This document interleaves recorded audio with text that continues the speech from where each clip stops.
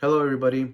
I'm just following up with the video that I promised to send to you all about my experience in integrating culturally and linguistically responsive education into the school setting, into the classroom.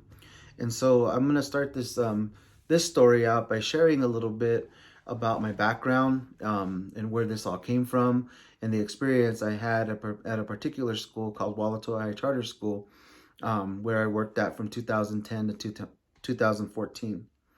So as I told you before, I came from Albuquerque Public Schools is where I started my education career, and I worked also at Native American Community Academy before I moved over to Walatowa High Charter School. When I came to Walatowa High Charter School in January of 2010, I knew I was going to be teaching all levels of science, and I was coming mid-semester. So when I went to go look at my classroom in January, Walatowa High Charter School is a small school that's situated within 3 portables within Jemez Pueblo. And so when I got there, they showed me to my classroom. They told me I could set it up however I was going to set it up. I was sharing it with an art teacher, so I didn't have a whole bunch of flexibility, but I tried to do my best to set the classroom up as best as I could. The one thing that I started to look at was the fact that at the materials that I had. What were my instructional materials? What was I working with when I stepped into this classroom? So when I got to the classroom, there were no textbooks. There were about 10 textbooks that were so outdated that were borrowed or given from another high school years prior to, donated. There was none of the instructional resource material that were associated with those books were available. There was no laboratory equipment. There was no any types of science resources whatsoever. There was scattered pieces here and there, but nothing that was going to be able to really guide my teaching from day one. So this was frustrating, and I knew what I was coming into. I knew that it was going to be a challenge, but I didn't know that I was starting from scratch.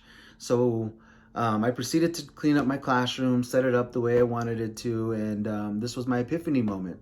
At the end of the day, I was walking out, and I was the only one there. And Walatowa High Charter School is situated on a little mesa top above, overlooking the Jemez Valley. And I was standing there watching the sunset and just admiring the sunset. Probably taking a selfie or two, I don't know. But was standing there and I was like, whoa, it dawned on me that this is my lab. This is my classroom. This is something we can utilize to learn from. This is something completely different from where my background is at APS and at Native American Community Academy, where we had all those materials. Everything was structured within and settled within a classroom. This was completely different. It gave me an opportunity. So with this idea, I wanted to try and engage the community as much as I could. I went to talk to Jemez Pueblo's tribal education director, Kevin Shendo, and we discussed how we could start to do this. And he was excited about this, and Jemez was just on the cusp of starting a broad community-based education survey called Vision 2010. And in this Vision 2010, it was a community-based effort to try and capture the voices of what everybody in the community wanted from their educational systems in Jemez and for those Jemez students, but also connected to the Pueblo of Zia. The survey captured all of the dreams, the wants, the things that everybody wanted to include in this educational system for the students. It also provided a forum where they gathered all of as many people as they possibly could fit into a gymnasium to talk about all of these issues, to flesh them out, and to start to look at what are some very key components of what education should look like. What is the very key components that we should have for what is the graduate of Walatowa High Charter School look like, and what do we need in order to get to that point? So we started to look at the curriculum. And so at this time, I became the curriculum coordinator for Walatowa High Charter School and started to look at the specific needs that were drawn out from the community. And we wanted them to be we wanted the school's learning and what we were doing to be structured and centered around what the community needs were. And so if you think about a concentric circle, and in the middle for our school, what are those community tribal needs? around it, we started to look at what those familial needs were, the student needs were. And then on the outside, the last thing we looked at was standards. The last things we looked at were curriculum, because what curriculum and standard can be shifted around. We can connect different things to those. What was not a variable was the community needs. We wanted to make sure that we were capturing the needs of the tribe and the community succinctly and precisely. And we wanted to intentionally embed those within the curriculum and what we were building. And so we also, so for me, one of the places that I was centered around was science. I was a science teacher. And so I wanted to look at what the vertical and horizontal articulation were, and we talked about those in our session. Vertical meaning what is the progression from 9th grade to 10th grade to 11th to 12th? What are those? How are they all connected? How is the learning connected through those things? And how are they building in complexity? We also looked at horizontal articulation. How am I going to connect to and overlap my content with the math teacher, with the English teacher, with the social studies teacher, with the art teacher?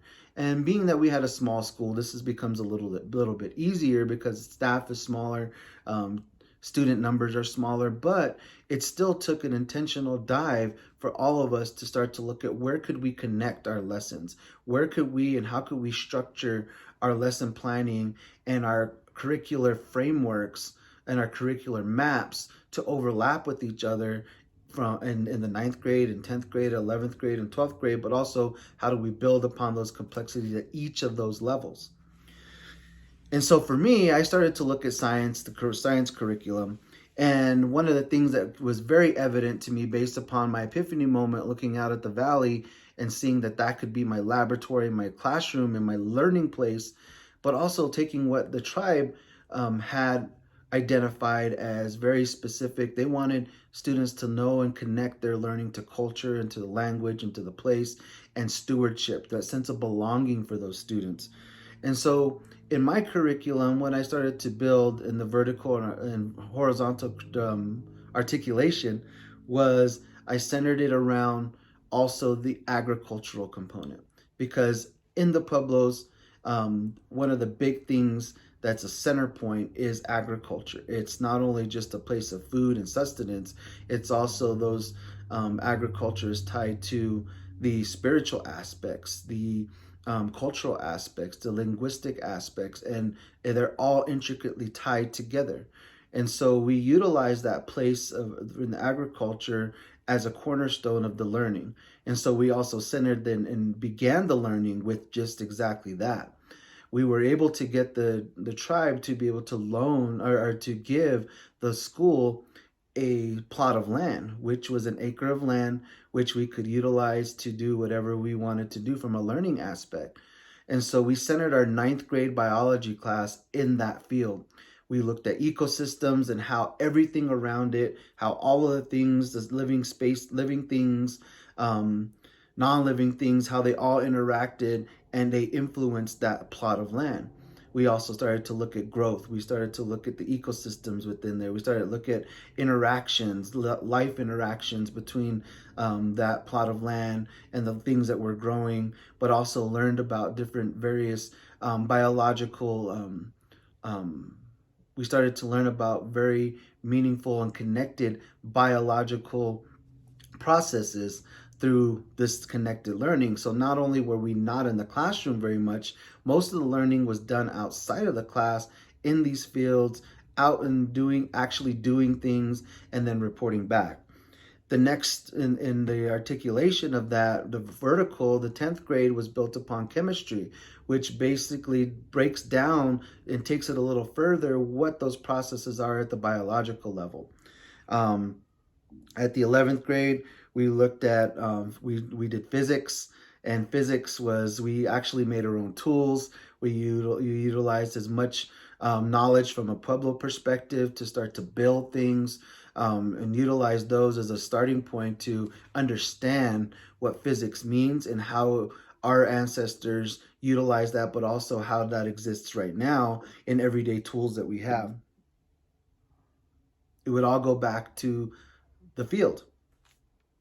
In 12th grade, was a capstone course called the Environmental Science, which we focused a whole lot on stewardship. We looked at policies and how they've affected Native communities, Native tribes, and we also connected them back to their own communities and how policies in their own area have impacted them, their livelihoods, and how all of this science really starts to impact them on a daily basis.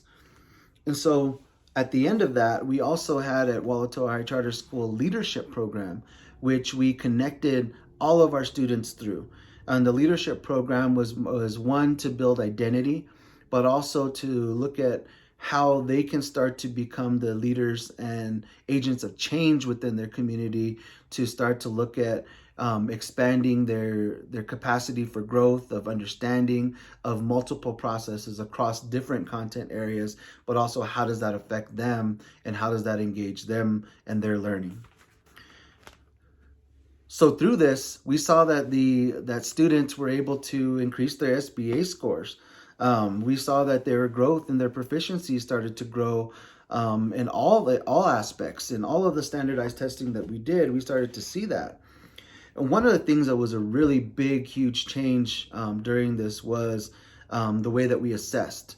We shifted over to a project-based learning assessment, which was a summative process, a summative assessment. These project-based learning opportunities were all cross-curricular. They embedded pieces of math, English, science, and we turned it into these major events where we would invite their parents, we would invite people from the community, tribal leadership to be involved in these, but it also gave our students a chance to be able to present what they learned through their own lens. So the project-based learning was also had pieces that they had to embed in their project, but it allowed them the opportunity and the flexibility to present these in ways that each of them felt comfortable with.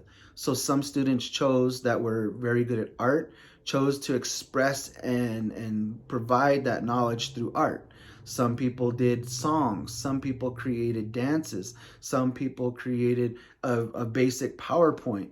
The one other thing that was a huge component of this is that we, through the leadership program, provided them the opportunity for public speaking engagement, to not only that, connected to their language. Most of the students would provide their presentations in their own language. Some of the time they would provide it while wearing their own tribal regalia. And so that was one aspect of it. Another shift that we created through all of this was shifting to student-led conferences, not the old school parent-teacher conference where parents go and sit with the teacher, but these are student-led conferences where the students talk about, and through the leadership program, we coach them on how to present, what they're going to present, where and how they need help and assistance to be able to be advocates for themselves. And so during these student-led conferences, it allowed the students to actually teach and talk with not only with their teachers, but with their parents in a supported effort together, so that they could learn and grow and possibly find ways to support one another in this way. So it increased participation for not only our students, but also for our parents. We also had grade level presentations, which went along with the project-based assessments. We also set up a very different way of doing progress reports. We would set up progress report booths at games, at basketball games, volleyball games, football games, whatever, at the different sports. And we would allow parents free entry into those if they went in and they got their stamps and checked in about their kid. The other part that was a really cool thing that we shifted, and because we knew that parents were engaged in sports a whole lot, we started giving incentives for attending student-led conferences, for attending progress reports, for attending any school-based function, which was maybe free admission to games, maybe some kind of discount on concessions at each of those.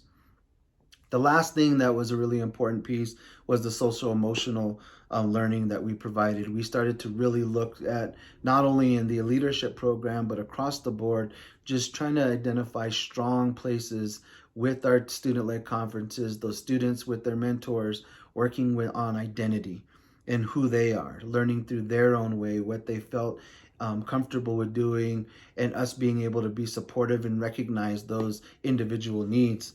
The other part was working with a bunch of different community-based services, such as our wellness program at